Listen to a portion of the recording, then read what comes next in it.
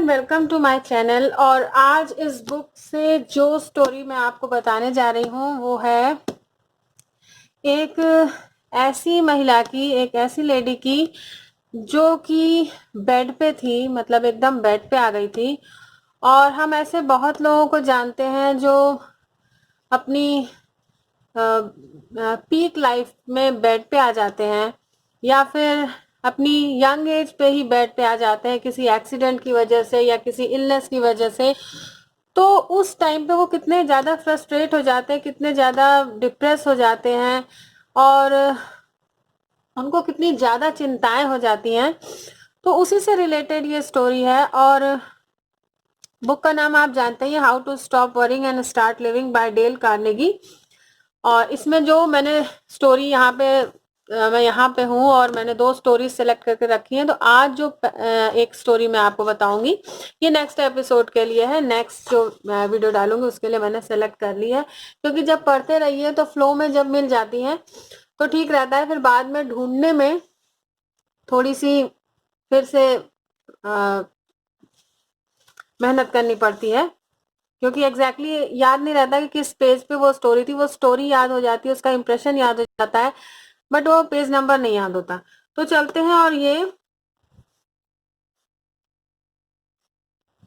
Story शुरू करते हैं। और ये स्टोरी शुरू हो रही है यहाँ से ये स्टोरी शुरू हो रही है। और आई मेट लुसाइल ईयर्स अगो। तो आई मेट मीन्स जो ऑथर हैं वो बता रहे हैं, I met Lucile years ago when he were both studying short stories writing in the Columbia University School of Journalism. 9 years ago, she got the shock of her life. She was living then in Tucson, Arizona. She had, well, here is the story as she told it to me.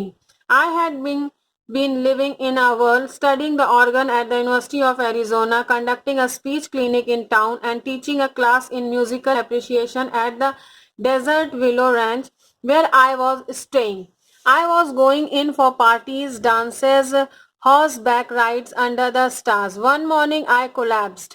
My heart, you will have to lie in bed for years of complete rest, the doctor said.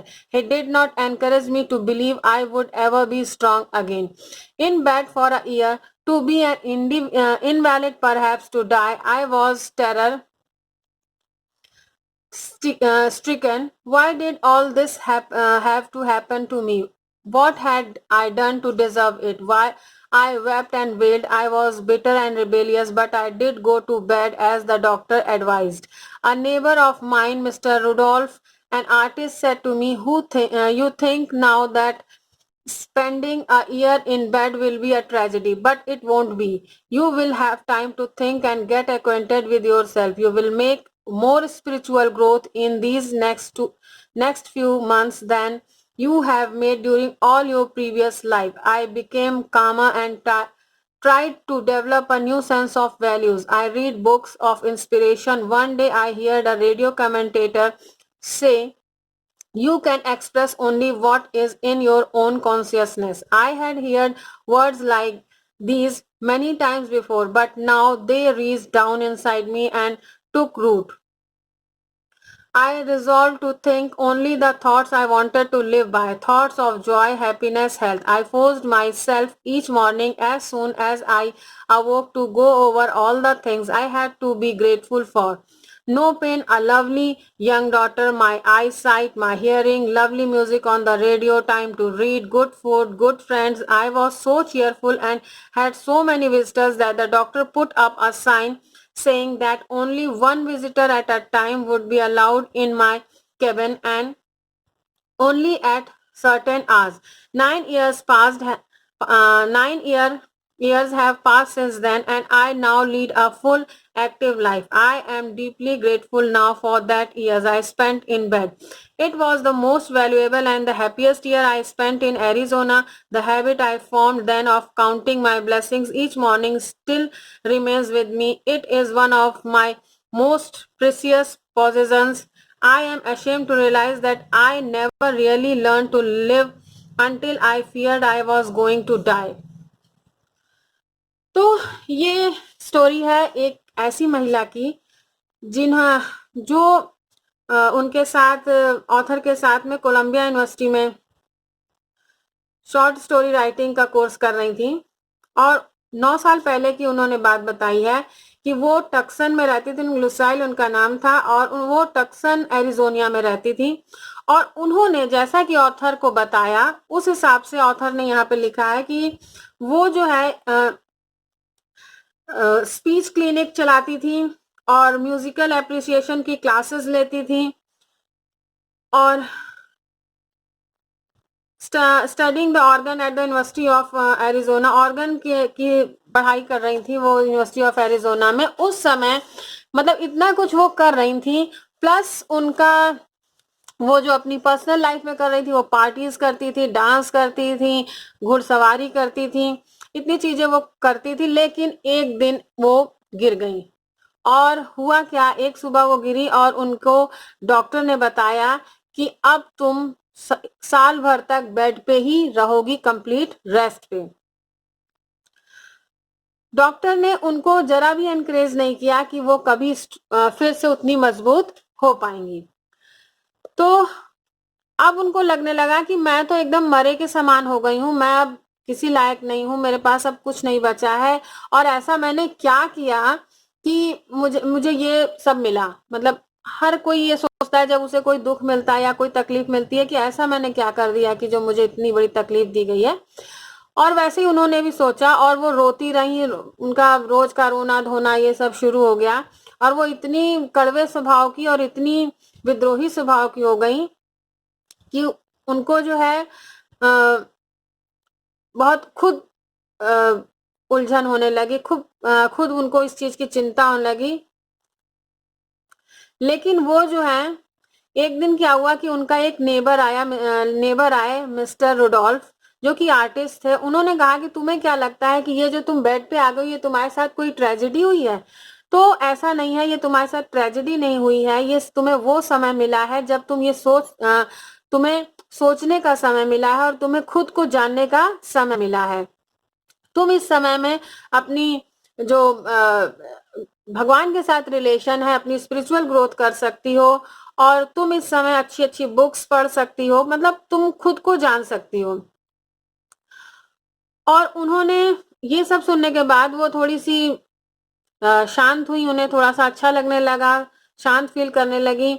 और उनके अंदर एक किसी की कीमत समझने की sense जो है, भावना जागी। और उन्होंने इंस्पिरेशनल जो स्टोरीज होती हैं, जो बुक्स होती हैं खुद को इंस्पायर करने की या किसी की बायोग्राफी, इस तरह की बुक्स पढ़ना उन्होंने शुरू की। एक दिन उन्होंने रेडियो पे कमेंट्री सुनी जिसमें कहा जाता था, you can express only what is in your own consciousness. जो आपके दिमाग में होता है आप सिर्फ वही एक्सप्रेस करते हो।